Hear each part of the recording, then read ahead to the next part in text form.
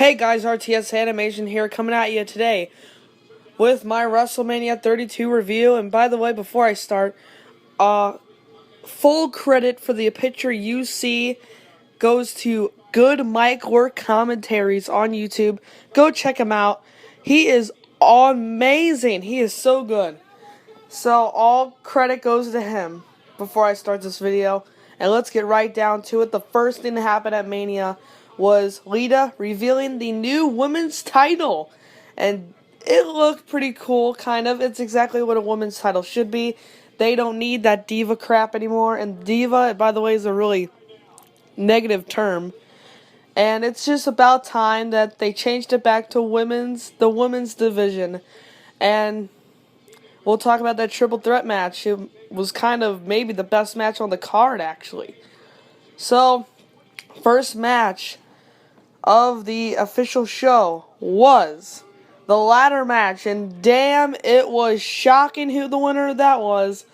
I never would have thought that Zack freaking Ryder would win that match. Granted, he's good, but it's about time he gets that push, but I don't think he's going to hold the title for that long. I thought it was either going to be Kevin Owens or Sami Zayn. And there was a lot of cool spots. Stardust paying tribute to his late and great father, Dusty Rhodes. And I actually, for some reason, I was like, man, it would be really bittersweet if Stardust won. But Zack Ryder pulled it off. It was a huge match. Like, I was kind of shocked that it was first, though. And I'm going to just talk about some of the highlights. Number one, fucking Sami Zayn. He goes through the ladder side, and it was just awesome. He did a suicide dive. It was amazing.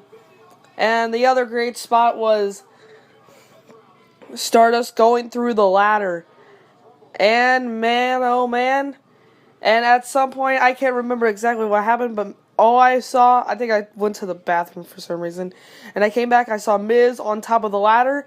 And then I was like, oh hell no. And Zack Ryder came up, and man, oh man. He's like, F you. Threw him off.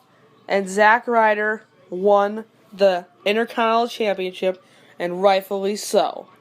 And by the way, we're only going to be talking about the images above, like those matches.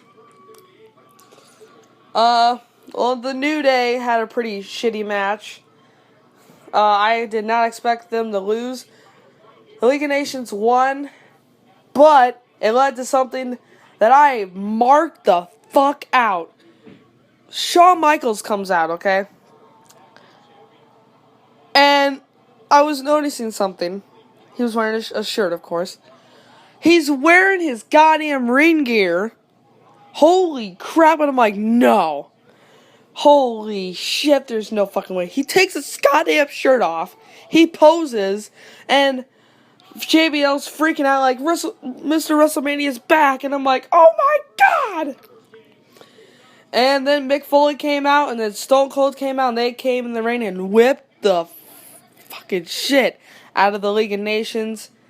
And did anybody kind of catch that all three finishers was given to King Barrett, the guy who's leaving in a couple months? I thought that was kind of funny. And,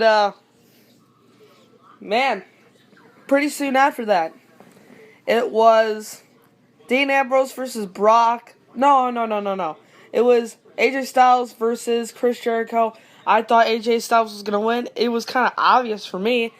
But, he came up with a little bit short. We saw a Styles clash. And by the way, guys, if I sound a little sick, I'm sorry. I was kind of yelling and screaming a lot after the Shane McMahon match, but we'll get into that later. So anyway, AJ Styles did the Styles clash on Jericho. I thought it was a really good match. I thought it was going to be the Savage and Steamboat of the match, kind of the night. But, some stuff doesn't work out. And Chris Jericho picked up the win with a pretty good spot. I think it was when AJ Styles jumped off the top off the ropes, and Jericho caught him with the code breaker, 1, 2, 3. But now, later on, it was Dean Ambrose versus Brock. I had high expectations for this match. I thought somebody was going to bleed. I thought this was going to be cool.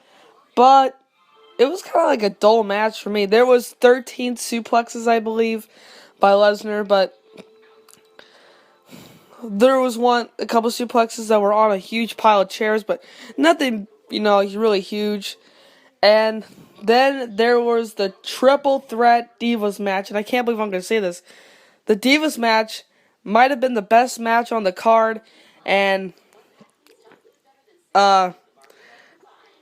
Charlotte came out with a really cool entrance.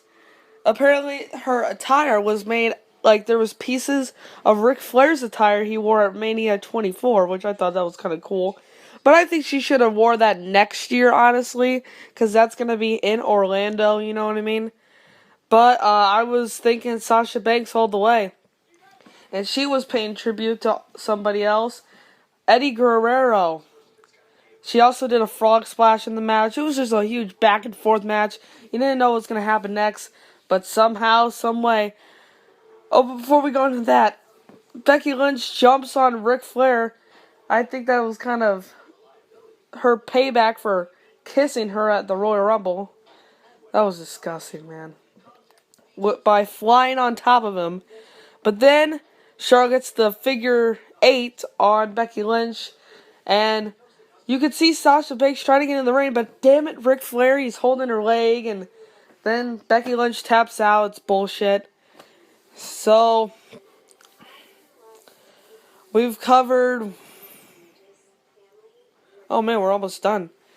Next up, man, oh man, this match I was waiting for all night, but it was left for me with a big disappointment. Shane McMahon versus The Undertaker in Hell in a Cell. I had huge hopes for this match, but it was kind of slow. But, I think Shane was trying to save his energy for, what was coming up. I knew he was going to do a huge spot, but, man, did that look ugly. Undertaker choke slammed him on the damn steps. We saw a coast to coast from Shane McMahon. That was pretty sweet. But then, I forget who got put through the cage. Leave in the comments if you know who got put through the cage. And they were doing all this weird crap. But then, Shane McMahon puts Undertaker on the table. Climbs to the top of the cell. By the way, I don't give a damn. That jump was worse than Foley's. It was 50 feet. Foley's was probably 30 at least, I think. And so Shane McMahon jumps. When Undertaker rolls out of the way, he elbow drops through the table. What kind of scared me a little bit was he twisted his body like he did on Raw, and I was like, dude, that was ugly as hell. But you could tell there was a little cushion there. They didn't want to kill his fucking ass. And it was just, that's the moment of the night right there, And, damn, can't go wrong. Next up was gonna be The Rock talking. But it was a little bit more. He was talking, of course. And I was really pissed at this point, but the Dallas Cowboys cheerleaders, shout out to them. They made me feel a little bit better, I think you could say. And Rock came out with a damn flamethrower for no reason. He should have just went in the ring instead of doing all that crap. And out comes the Wyatt family. And that leads to a match. Rock says, okay, I want to fight. And by the way, this is I think he kind of took a little shot at Hollywood, by the way. He decides to pick Eric Rowan. And because Hollywood was like, oh, we're going to have him in a movie soon. We don't want him to get hurt. The goddamn match is 6 seconds. Rock bottom, 1, 2, 3. Just told you the entire match right there. The shortest match in Mania history. I think that counts as a match. But then, Wyatt family gets up on the ring apron and, damn it. Oh, man. John Cena came out with John Cena sucks chants. everywhere. 100,000, over 100,000 people chanting, Cena sucks. And man, that was a cool moment. Kind of doing that thing where they did at Mania 29, you know, Cena is holding Rock's hand up, and he points to him. That was kind of cool. But then we had the Andre the Giant Memorial Battle Royal, and Baron Corbin won. With the appearances, by the way, from Tatanka, for God's sakes. Holy crap. And he looked a little chubby. And, man, oh man. There was DDP and Shaquille O'Neal. He made a little challenge to Big Show, by the way, if you didn't see that on WWE's YouTube page. So Baron Corbin won the Andre the Giant Memorial Battle Royal trophy. And finally, the main event, Roman Reigns vs. Triple H. Triple H had maybe his best entrance of his career. Stephanie McMahon. Woo!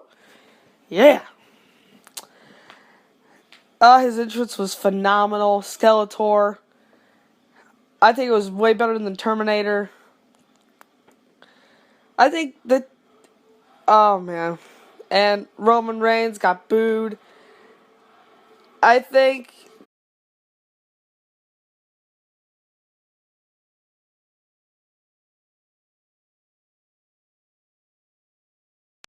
It was a really slow match with Triple H and Roman Reigns, but in the end, you know, Roman Reigns came out with the victory by, well, first he speared Steph.